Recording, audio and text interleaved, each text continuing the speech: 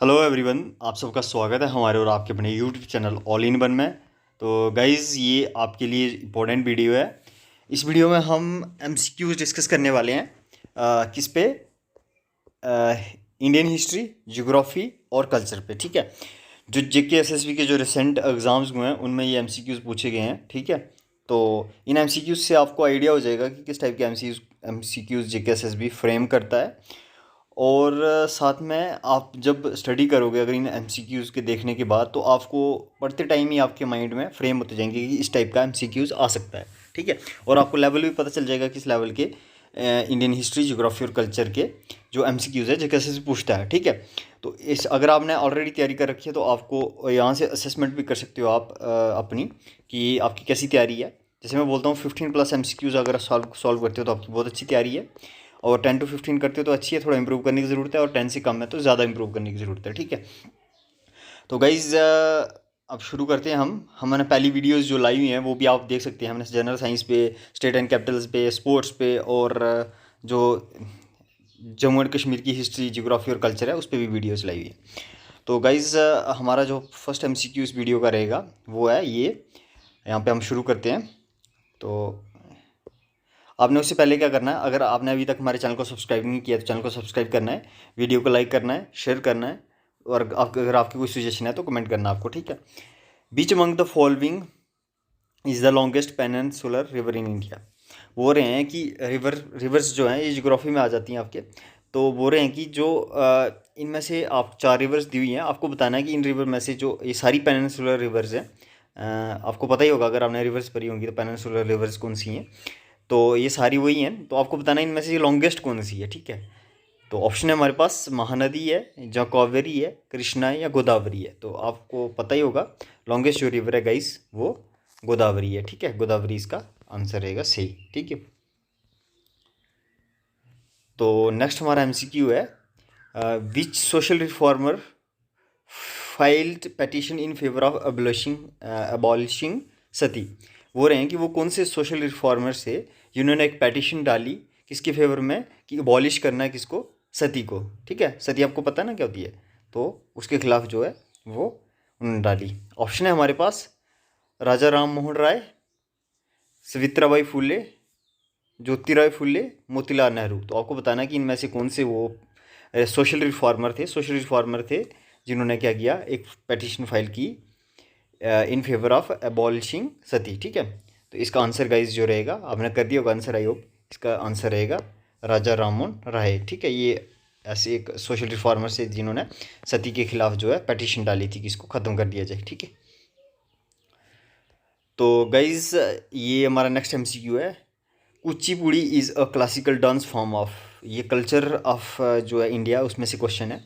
बोल रहे हैं कि कुचिपुड़ी एक क्लासिकल डांस फॉर्म है, वो किस स्टेट्स को बिलोंग करता है। तो ये तो आपने काफ़ी क्लासिकल डांसेस अगर आपने पढ़े होंगे तो आप आराम से इसको आंसर कर पाओगे। तो ऑप्शन है हमारे पास केरला, बी तमिलनाडु, सी कर्नाटका, डी आंध्र प्रदेश। तो इनमें से कौन सा है जिसको कुचिपुड़ी बिलोंग करता है। तो गाइज आई थिंक ये केरला है। केरला क्या आंसर रहेगा, देखते हैं इसका। सॉरी, आंध्र प्रदेश है गाइज, यहाँ पे कन्फ्यूज़न हो जाता है बहुत सारा, तो ऐसे एग्ज़ाम में भी होता है। तो आप इसका आंसर जो रहेगा कुचिपुड़ी डांस है जो कथकली आई थिंक केरला का है। तो कुचिपुड़ी जो है ये कहाँ का है, आंध्र प्रदेश का है। ठीक है। आंध्र प्रदेश का डांस है। तो नेक्स्ट हमारा जो एमसीक्यू है ये है, व्हेन डिड स्वदेशी मूवमेंट स्टार्ट। आपको बताना है कि स्वदेशी मूवमेंट कब स्टार्ट हुई थी। ठीक है। ये स्वदेशी मूवमेंट आपको बताना कब स्टार्ट हुई थी, 1905 में, या 1883 में, या फिर 1915 में, और 1920 में। तो गाइज आई थिंक यहाँ पे ऑप्शन ही काफ़ी आसान दिए हुए हैं। आपके एमसीक्यू कितना इजी है कितना डिफिकल्ट है ये ऑप्शंस पे भी डिपेंड करता है। अगर नियर बाय ऑप्शन दे दिए हों तो फिर आप कंफ्यूज हो जाते हो। तो अगर थोड़े अलग ऑप्शन दिए हों और, तो आप आराम से उनको एलिमिनेट कर पाते हैं। तो स्वदेशी मूवमेंट आपको पता है जो मतलब पार्शन ऑफ बंगाल वगैरह हुआ था उसके आसपास हुई थी, तो वो कब हुआ था, 1905। तो 1905 इसका राइट आंसर रहेगा। ठीक है। तो नेक्स्ट हमारा एमसीक्यू ये है यहाँ पे, the shadow puppetry of Orissa is called. बोल रहे हैं कि जो उड़ीसा की शेडो पपटरी है उसको क्या बोलते हैं। ठीक है। यहाँ पे आंसर मैंने खुद ही बता दिया है, थोलू बोमलाटा ऑप्शन था हमारे पास, रावण छाया, तोगालू गुप्ता, कुंदेई। तो गाइज इसका आंसर यहाँ पे खुद ही लिख दिया मैंने, रावणा छाया। ये क्या है, शेडो पपटरी है कहाँ की, उड़ीसा स्टेट की।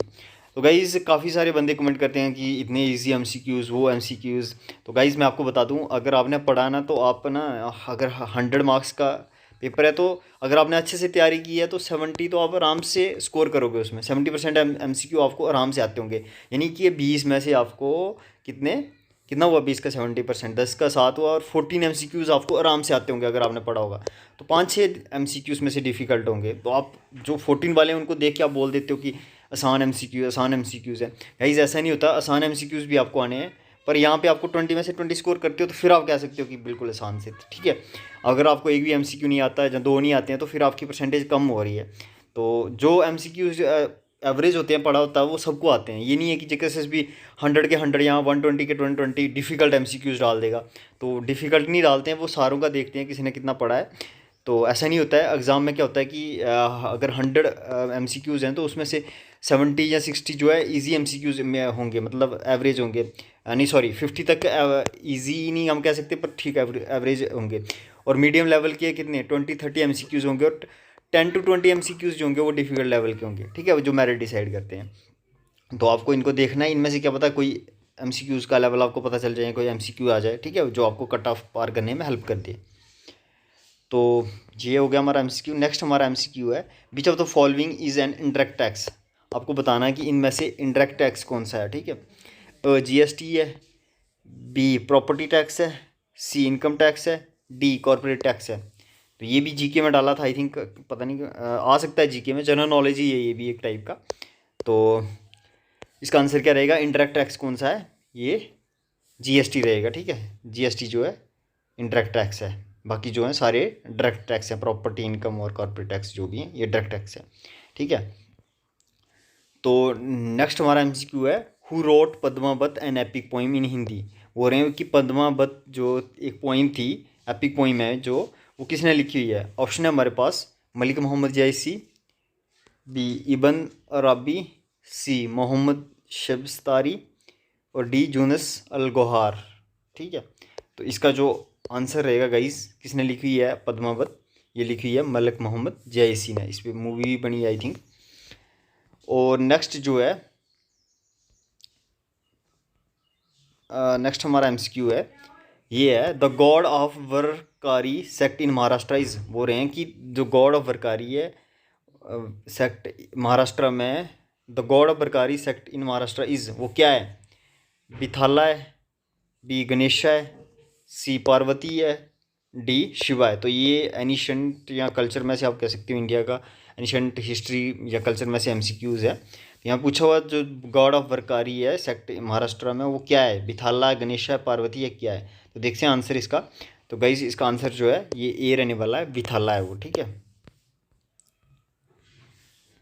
तो नेक्स्ट हमारा एमसीक्यू है 9th, dash soil looks yellow in colour when it occurs in a hydrated form. बोल रहे हैं कि वो सॉइल आपको बताना है जो येलो दिखती है जब वो हाइड्रेटेड फॉर्म में पाई जाती है, ठीक है। ऑप्शन है हमारे पास, red soil, B laterite soil, C alluvial soil, D black soil. तो वो कौन सी सॉइल है जो येलो दिखती है कलर में जब वो हाइड्रेटेड होती है। हाइड्रेटेड यानी कि जब वो, मतलब उसमें थोड़ा पानी होता है, ठीक है। तो ए इसका आंसर रहेगा, रेड सॉइल है वो येलो दिखती है, red soil looks yellow in colour when it occurs in hydrated form, जब वो हाइड्रेटेड फॉर्म में अकर होती है। तो नेक्स्ट हमारा एमसीक्यू है, who among the following leaders was a political mentor of Gandhi ji. तो जो पॉलिटिकल मेंटर थे गांधी जी के वो कौन थे। बाल गंगाधर तिलक, बी गोपाल कृष्ण गोखले, सी राजेंद्र प्रसाद, डी लाला लाजपत राय। तो आपको पता होना चाहिए कौन थे पॉलिटिकल जो मेंटर थे, पॉलिटिकल गुरु थे जो महात्मा गांधी के।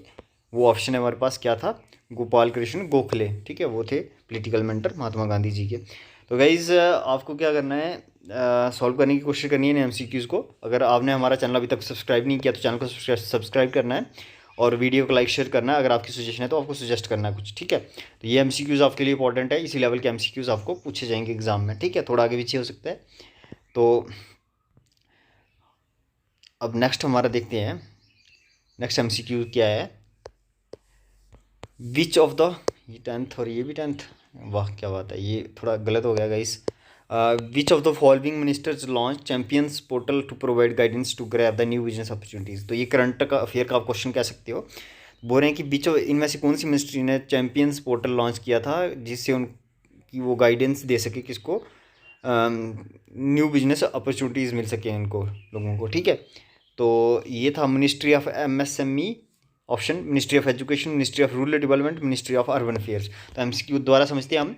ये पूछ रहे हैं कि which of the following ministries launch champions portal to provide guidance to grab the new business opportunities. बोल रहे हैं कि आपको बताना कि इनमें से जो 4 मिनिस्ट्री हमने नीचे बताई, इनमें से कौन सी मिनिस्ट्री ने जो चैंपियंस पोर्टल लॉन्च किया था, कि इसलिए लॉन्च किया था कि वो प्रोवाइड कर सकें क्या, बिजनेस गाइडेंस प्रोवाइड कर सके किसको, जो न्यू बिजनेस जो हैं, ठीक है, उनको, तो लोगों की वो बिजनेस खोल सकें। तो इसका ऑप्शन जो है मिनिस्ट्री ऑफ एमएसएमई रहेगा, ठीक है। अब यहाँ पे एमसीक्यू हमारे पास, what was the new capital built by Akbar. बोल रहे हैं कि न्यू कैपिटल जो अकबर जी ने बनाई थी वो क्या थी, प्रयागराज, बी हैदराबाद, सी दिल्ली, डी फतेहपुर सीकरी। तो जो अकबर जी ने न्यू कैपिटल बनाई थी वो थी फतेहपुर सीकरी, राजस्थान में I think. Guys next MCQ हमारा ये ज्योग्राफी का आप कह सकते हो। Which type of monsoon does prevail in India during winter. बोल रहे हैं कि इंडिया में ड्यूरिंग विंटर कौन सा मानसून पाया जाता है, ठीक है। तो south west monsoon, B south east monsoon, C north east monsoon, D north west monsoon. तो ड्यूरिंग विंटर बताना आपको, ऐसे नहीं बताना है कौन सा है। ऐसे तो साउथ वेस्ट मानसून पाया जाता है, लेकिन आपको ड्यूरिंग विंटर बताना कि कौन सा मानसून है। तो इसका गाइज जो आंसर रहेगा नॉर्थ ईस्ट मानसून है, यानी कि जो नॉर्थ ईस्ट से आता है, ठीक है। नेक्स्ट हमारा एमसीक्यू है, which king invited special officers called dhamma mahamatta to spread the message of धम्मा।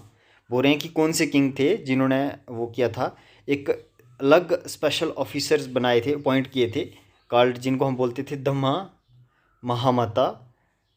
किस लिए बनाए थे, क्योंकि वो मैसेज किसका, धम्मा का मैसेज स्प्रेड कर सकें, ठीक है। वही धम्मा एक धर्म था जो मतलब किंग ने वो किया था। तो गाइज इन ऑप्शन हमारे पास ए अशोका, बी कल शोका, सी बिंदुसारा, डी चंद्रगुप्त मौर्य। तो गाइज ये अशोका थे जिन्होंने एक अलग से ऑफिसर अपॉइंट किया था जिनको हम धम्मा महामता बोलते थे। और वो किस लिए, धम्मा का मैसेज, धम्मा एक अलग सा एक रिलीजन टाइप था जो अशोका ने बनाया था, ठीक है। तो नेक्स्ट हमारा एमसीक्यू है, which of the following Indian kings patronised and converted to Jainism. वो ने कि आपको बताना है कि ये जो 4 किंग्स दिए हुए हैं ना, इनमें से कौन से किंग थे जिन्होंने क्या किया था, पैटर्नाइज किया था किसको, जैनिज्म को, और कन्वर्ट भी हो गया जैनिज्म, खुद भी जैन बन गए थे, ठीक है। जैन को पैटर्नाइज किया था और खुद भी जैन बन गए थे, ठीक है। पैटर्नाइज होता है कि उनको मतलब उसको उसकी केयर की उस रिलीजन की, ठीक है, जैनिज्म के।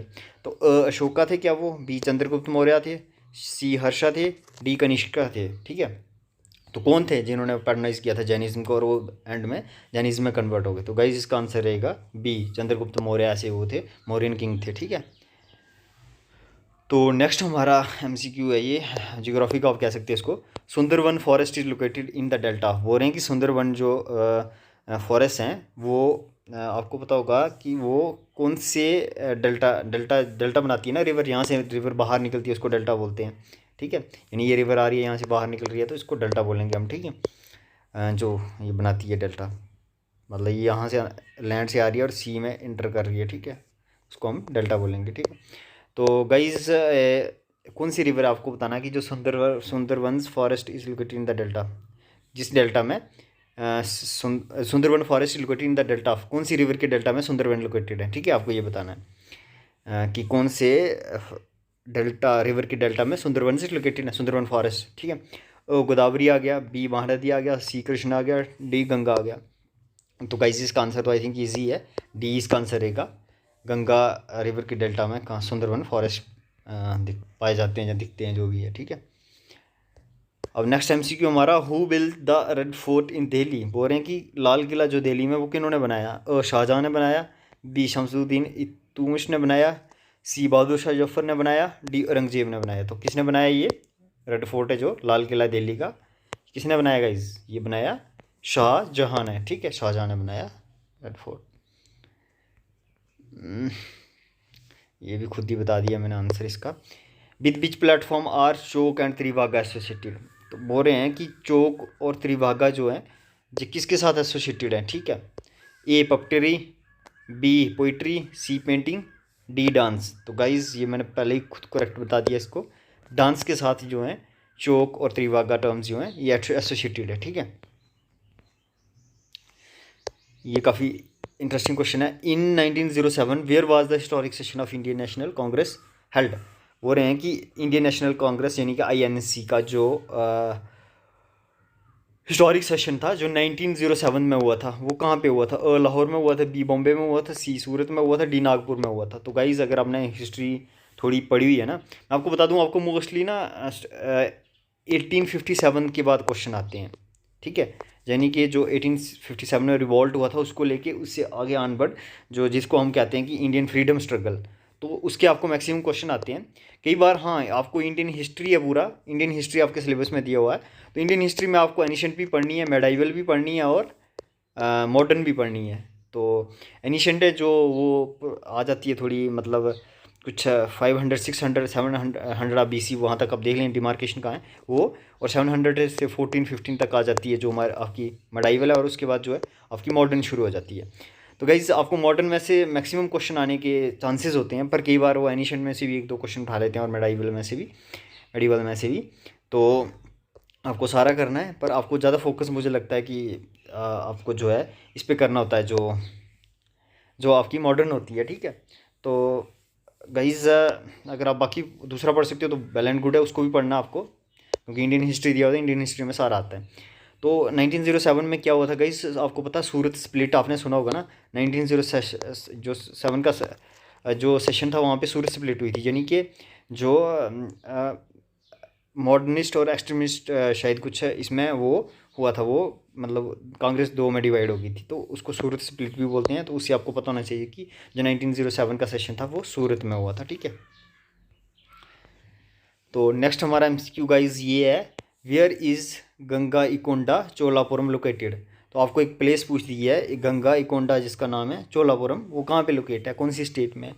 तो आपको बताना इन चारों में से एक गुजरात में, क्या तमिलनाडु में, उड़ीसा में, या मध्य प्रदेश में। तो मैं बता दूं आपको, ये गंगा इकोंडा जो चोलापुरम लोकेटेड है कहाँ पे है, ये तमिलनाडु में है, ठीक है। और नेक्स्ट MCQ एज़ यूजुअल मैं आपके लिए छोड़ रहा था, बट गाइज यहाँ पे थोड़ा ये मैंने खुद ही इसका आंसर बता दिया है। Which of the following types of climate is found in majority of India. तो आपको बताना है कि मेजॉरिटी ऑफ इंडिया में कौन सा क्लाइमेट पाया जाता है, ठीक है। मेडिटेरियन, बी ब्रिटिश, सी मानसून, डी लॉरेशियन। तो गाइज ये मानसून टाइप क्लाइमेट पाया जाता है मेजॉरिटी ऑफ इंडिया में, ठीक है। और चलो मैं नेक्स्ट भी आपको खुद ही बता दिया है, अब आपके लिए कोई क्वेश्चन नहीं बचा है। तो गाइज़ आप अपनी सजेशन ही दे दें वीडियो पे कैसी लगी आपको। तो आपकी लाइक भी करना वीडियो को, शेयर भी करना है, और चैनल को सब्सक्राइब भी करना है। तो अपनी सजेशन जो भी आप शेयर करें, ठीक है। तो हम और वीडियो भी आपके लिए लाएंगे, ठीक है। Thank you.